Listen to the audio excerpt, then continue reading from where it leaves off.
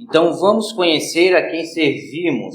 Esse é o tema dessa ministração que está lá em Colossenses, capítulo 1, dos versículos 13 até o 23. Ele nos libertou do império das trevas e nos transportou para o reino do Filho do seu amor, no qual temos a redenção, a remissão dos pecados. Este é a imagem do Deus invisível, o primogênito de toda a criação, pois nele foram criadas todas as coisas, nos céus e sobre a terra, as visíveis e invisíveis, sejam tronos, sejam as soberanias, quer principados, quer potestades. Tudo foi criado por meio dele e para ele. Ele é antes de todas as coisas. Nele tudo subsiste. Ele é a cabeça do corpo da igreja. Ele é o princípio, o primogênito entre os mortos, para em todas as coisas ter a primazia. Porque aprove a Deus que nele reside toda a plenitude, que havendo feito a paz pelo sangue da sua cruz, por meio dele reconciliasse consigo mesmo todas as coisas, quer sobre a terra, quer nos céus. E a vós outros também, que outrora eras estranhos, inimigos no entendimento pelas vossas obras malignas. Agora, porém, vós reconciliou no corpo de sua carne, mediante a sua morte, para apresentai-vos perante ele santos, inculpáveis e irrepreensíveis, se é que permaneceis na fé, alicerçados e firmes, não vos deixando afastar da esperança do evangelho que ouviste e que foi pregado a toda criatura debaixo do céu, e do qual eu, Paulo, me tornei ministro. Amém? Conhecendo a quem servimos. Os perigos estavam em todos os lugares na época em que Paulo estava ainda vivo. E a cidade de Colosso, para onde ele mandou essa carta, não era uma exceção. Doutrinas, então, se infiltraram na igreja. Filosofias e vãs sutilezas, conforme a tradição dos homens, estava adentrando aquela igreja. Discriminados eram o povo de Cristo naquela nação pela a observância de alguns rituais que não se cumpriam, ou seja, os irmãos não a faziam. Por exemplo, o comer e o beber, o guardar alguns dias de festas, ou guardar as festas de luas, ou até mesmo guardar os sábados. Eram alguns rituais em que nossos irmãos não faziam, mas que estavam sendo infiltrados dentro da igreja. E Paulo, quando ele recebe essas informações na prisão, quando ele está a ouvir o que está a adentrar a igreja que foi fundada, a igreja de Cristo Jesus pelo Evangelho da cruz, ele agora gasta o seu tempo, gasta o seu dom e talento para escrever e orientar aquela igreja. Graças a Deus por isso, porque essa orientação e esse cuidado atinge-nos hoje e podemos ficar mais alertas. Porque muitas das filosofias e das vãs sutilezas está na nossa atualidade, muito próximo de nós. Ela vem até pelo satélite, até pela onda do rádio, em que você vai lá ouvir uma mensagem do pregador. E daqui a pouco você escuta coisas em que quando você estuda, você diz, não, mas pera um pouquinho. Esse pregador está ensinando alguma coisa errada. Não foi isso que eu aprendi, não foi isso que eu li na Bíblia. As filosofias e as vãs sutilezas das tradições humanas estão na nossa cultura. Muito forte. E era isso que Paulo estava preocupado quando ele escreve essa carta aos irmãos colossenses. Alguns judeus diziam o seguinte, não, vocês estão errados. Para cultuar o nosso Deus, o Deus do Abraão, do Isaac e de Jacó, você tem que se circuncidar. Você tem que observar os sábados e não pode descumprir. E Paulo, então, com muita sabedoria, ele vai encorajar a igreja de Colosso, descrevendo a pessoa de Jesus Cristo, através de duas questões. Quem é Jesus e o que ele fez por nós. E é fácil quando você lê com essas duas interrogações na cabeça, novamente o texto. Quem é aquele em que você serve? Você realmente o conhece? Você realmente já percebeu que você necessita dele? Em que você, a toda hora e a todo instante, precisa andar com ele? Conhecer a quem servimos. Quem é Jesus?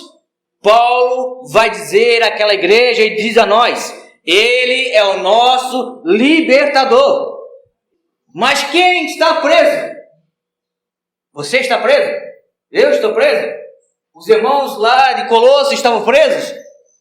Fisicamente não. Espiritualmente sim. Por isso ele vai dizer que ele libertou aqueles irmãos do império das trevas e transferiu eles para o reino do Filho de amor. Através do amor de Jesus Cristo, ele agora retira o ser das trevas e traz para próximo de Deus. É maravilhoso isso. Ele é o nosso libertador. A figura de Moisés, lá do Egito, ao tirar o povo e levar até a entrada da terra de Canaã, simboliza Jesus Cristo, que veio à terra e tirou o homem do lamaçal do pecado, da separação com Deus, e o reconciliou, o trouxe para perto de Deus. E creio que quem tem esse entendimento tem um coração grato. Tem um coração grato. Tem uma música em Itajaí, um grupo lá lançou, tinha uma mensagem muito legal. Ele dizia: aonde eu estaria se eu não estivesse em ti, ó Cristo Jesus? Pense um pouquinho você, assim como eu já pensei nessa letra, aonde você estaria se não tivesse se encontrado com Cristo? Mas quando Cristo entrou, ele me libertou.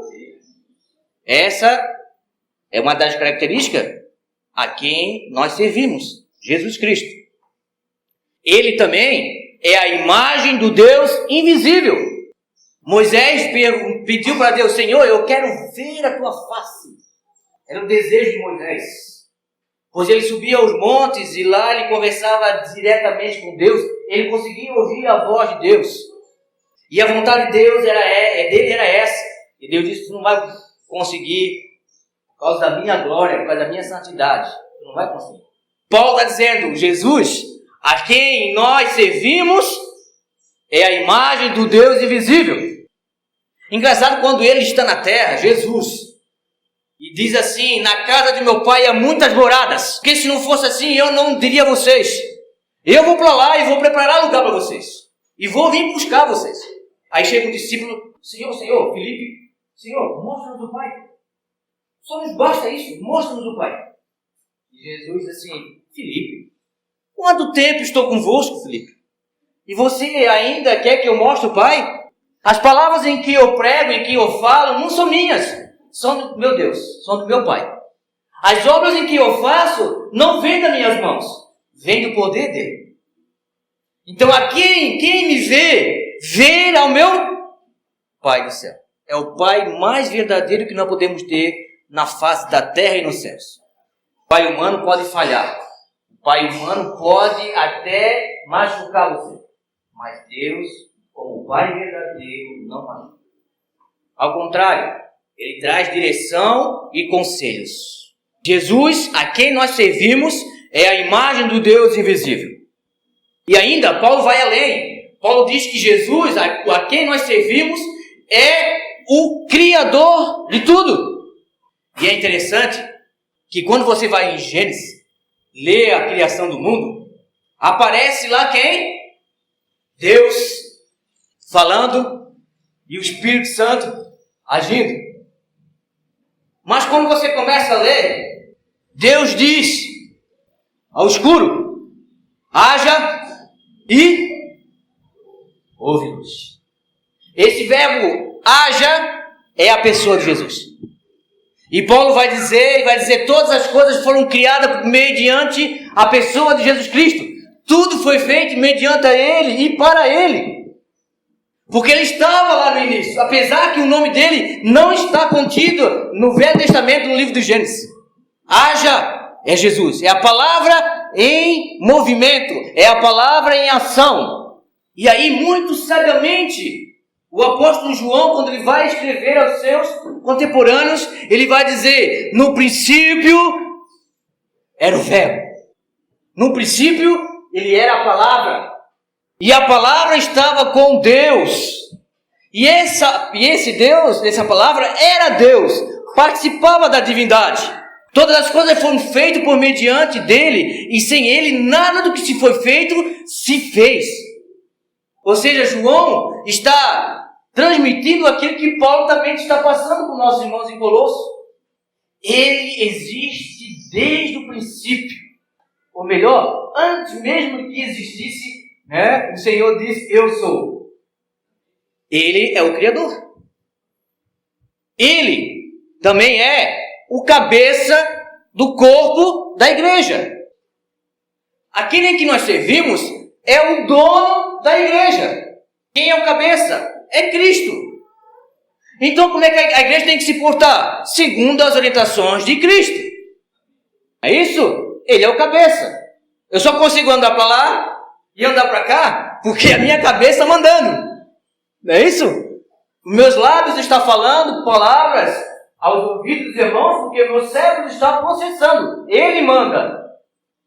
Ele é o cabeça do corpo da igreja. Ele é o princípio. Ele é o primogênito, o primeiro que saiu entre os mortos e está vivo. Que coisa boa! Lázaro também ressuscitou entre os mortos. Porém, Lázaro morreu. Mas Cristo não. Cristo ressuscitou e está vivo à direita de Deus Pai. Atos capítulo 1. Quando Lucas dá continuidade à obra de Jesus, ele diz que os irmãos, os discípulos estavam reunidos. E ele começou a falar e começou a subir. E foi subindo, e foi subindo. E daqui a pouco ele foi fechado pelas nuvens.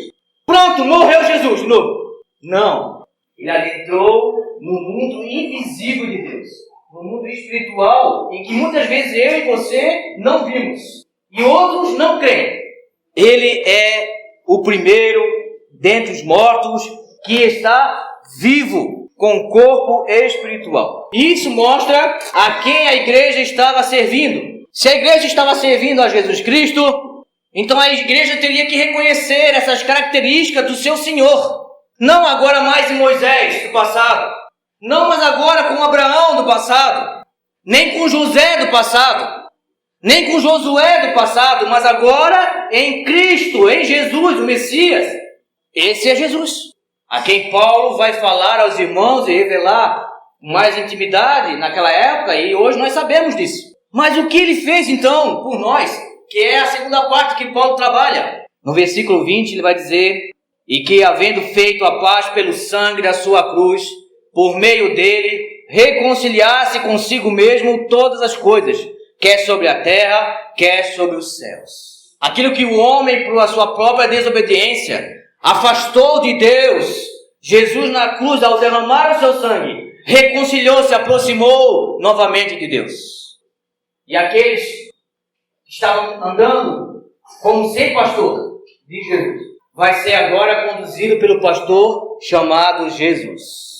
E o que ele fez então? Nada mais, nada menos do que entregar a sua vida a todos nós. E o texto diz, não somente a nós, mas no céu e na terra. Ele dá a oportunidade de voltar à origem em que o homem poderia se aproximar de Deus, pelo pagamento pelo seu sangue. E vai dizer que se ele reconciliou nós com Deus, nós agora temos um antes de Jesus e um depois de Jesus. Ou seja, como diz Paulo, antes de Jesus, nós éramos escravos. Nós éramos inimigos nas obras malignas do nosso entendimento. Se o meu entendimento dizia assim, eu vou roubar, eu ia roubar. Apesar de todas as leis do Brasil dizer, quem rouba é preso. Mas nas obras malignas da minha natureza, separada de Deus, eu roubava. Eu era inimigo. Ou vós, irmãos, vocês eram inimigos, mas pelo sangue derramado, nos reconciliou agora, nos tornando filhos da graça. Nos tornamos agora amigos de Jesus. É o antes e depois. Posso eu fazer qualquer coisa nesse mundo, na carne que vivo? A resposta é sim. Agora devo? A resposta é não. Posso realmente roubar? Posso. Mas não devo. Porque reconhecendo o chamado de Jesus, reconhecendo o pagamento de Jesus para me tirar das trevas e trazer para o caminho da luz, eu digo não. Mas somente um entendimento, quando eu sei a quem estou servindo e o que ele fez por mim. No caso de Paulo está dizendo, ele fez isso pela sua igreja. E agora, Paulo diz o seguinte, nesse antes e depois, vocês agora têm algo diferente para entregar a Jesus. Porque através disso, da reconciliação, ele agora vai fazer com que vocês sejam santos. E santos não é fazer estátua de um irmão, viu? Não tem. Santos é estar separado. Separado do mundo, separado da filosofia do mundo, daquilo que a sociedade diz como certo, mas que a palavra diz que é errado. Separados. Paulo ainda vai dizer que apresentamos perante ele como inculpáveis e irrepreensíveis.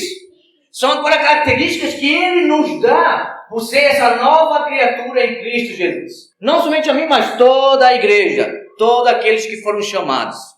E Paulo agora vai colocar a igreja à parede.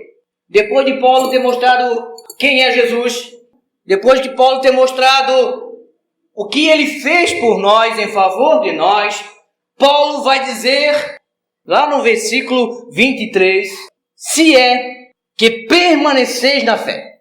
E se você está em Cristo, se é que essa igreja em Colosso está em Cristo Jesus, aquele em que vocês servem, se você permanecer na fé, se você estiver alicerçado e firmes, não vos deixando afastar da esperança do Evangelho, que ouviste e foi pregado a toda a criatura debaixo do céu. Paulo está dizendo, se o Senhor Jesus é o seu Senhor, se Ele fez tudo de bom para resgatar a igreja e você permanece firme na fé. Você fica atento àquilo que estão ensinando a você. Porque você não quer desagradar aquele que os salvou. Você vai ter a permanência viva da esperança. Porque Paulo aos Romanos diz, se nós esperarmos somente nas coisas terrenas, somos mais miseráveis de todos. E a esperança maior da igreja é estar com seu Senhor. A esperança maior da igreja é saber que um dia todos nós estaremos ao céu com o Senhor. E lá todas as indiferenças que nós temos sairá. E seremos todos iguais. Por isso, Paulo deixou aqui uma dúvida. Se é que vocês sirvam a Jesus, deixou uma reflexão para que eles permanecessem na fé, alicerçados e firmes no Evangelho da Esperança. Ele então demonstra que Jesus é a excelência de tudo. De tudo aquilo que outra pessoa possa lhe mostrar, Jesus é acima. De qualquer outra pregação que não for Jesus, é vã. De qualquer outro ensino que não leve você para o caminho do bem e não ame a Deus em primeiro lugar e o teu próximo como a ti mesmo, é vã. Porque Cristo, o nosso Senhor, nos ensinou isso. A excelência de Cristo, Ele é acima de tudo aquilo que estão querendo ensinar vocês. Toda a filosofia, toda a vã sutileza de pregações, de todos os costumes e rituais religiosos que estão dizendo para vocês fazerem. Acima de tudo, Cristo é melhor. Então, vocês fiquem com quem? Se é que Cristo é o Senhor de vocês. Paulo, então, mostra a excelência de Cristo. Quem Ele é e o que Ele fez por nós. Amém? Quero concluir dizendo, nosso Senhor e Salvador é a melhor e a mais importante coisa que podemos ter no mundo. Posso eu deixar o melhor de Deus por outras coisas inferiores? E aí, como Paulo, se é que você é de Cristo, você pode deixar Cristo por qualquer outra coisa? E a gente pensa em alguns irmãos que estavam conosco, caminhando conosco, e aí você vê eles longe, e você pergunta, então, se é esse de Cristo, como pode estar lá? Não podemos trocar aquilo que é maior por aquilo que é inferior. Ninguém que tem um desejo do céu poderá gostar de ir para o inferno. Creio que aquilo que Deus colocou em nosso coração, aquilo que Deus pôde nos dar o privilégio de estar com os irmãos, é isso. Ele é o máximo. E Ele está conosco nesse século, nessa batalha. E podemos sim estar firmes se estivermos alicerçados na Bíblia. Não deixe com que outra pessoa possa trazer informações erradas aos seus ouvidos. Acho que você possa conferir na Bíblia. Amém? Senhor, nós lemos de agradecer, porque o Senhor é benigno. Só o Senhor poderia nos enviar o melhor que tinha em Ti. O Senhor, Deus, nos manda Jesus, e além de nos mandar o melhor, faz com que Ele morra e derrama o seu sangue. Tudo isso pelo amor que o Senhor tem para conosco, a humanidade que criaste. Para ter a reconciliação com o Senhor, para termos o desejo de buscar ao Senhor, de estarmos aos seus pés. O que fizemos, Senhor, para merecer tudo isso? Podemos perguntar e a resposta é nada.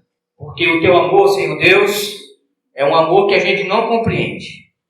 É um amor que se entrega de tal maneira em que, se nós nos entregarmos, será pelo menos 1% somente do Teu amor. Alguém poderá dar a vida a outros? Muito difícil, Senhor. Mas o Senhor Jesus fez isso por nós. Por isso louvamos. E aqui está, Senhor Deus, o fruto do trabalho do Teu Filho, Jesus Cristo. E digo a você, se você ainda não tem Jesus Cristo na sua vida, se você ainda não o serve, não perca tempo. Aceite o Senhor e ande com Ele. A sua vida vai mudar. Os seus pensamentos irão mudar. Os seus planos irão mudar. Porque Deus vai entrar na sua vida e vai mudar os seus alicerces, as suas estruturas. O Senhor vai mudar. Porque a nossa esperança é estar com o Senhor no céu. Enquanto isso, Senhor Deus, ensina-nos. Ensina-nos realmente aquilo que está certo, o caminho correto, e nos mostra o erro para que a gente não caia nele. Obrigado, Deus, ao Teu povo que se reúne disposto a ouvir a Tua palavra. Que o Senhor esteja com eles. O Senhor continue com eles. O Senhor realmente reforce e proteja cada um dos seus servos. E que possamos, Senhor, como testemunha viva de Cristo Jesus, levarmos o Evangelho de amor a outros que ainda não o têm. Por isso, Pai, muito obrigado. Agradecemos em nome de Jesus. Amém.